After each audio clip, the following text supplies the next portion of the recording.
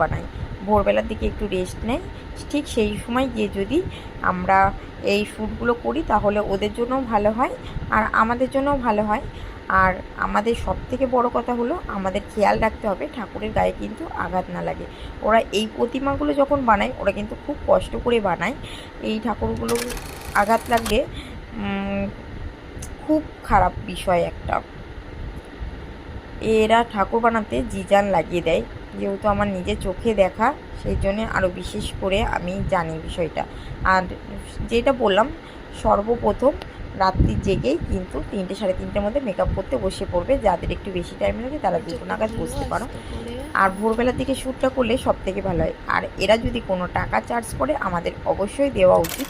তার কারণ হলো আমরা যখন কোনো স্টুডিও ভাড়া নিই, কোনো মডেলকে ভাড়া নিই, টাকা তেমন দিতে হয়, ঠিক তেমন এইটা কিন্তু ওদের কাজের জায়গা, আমাদের উচিত তারা যদি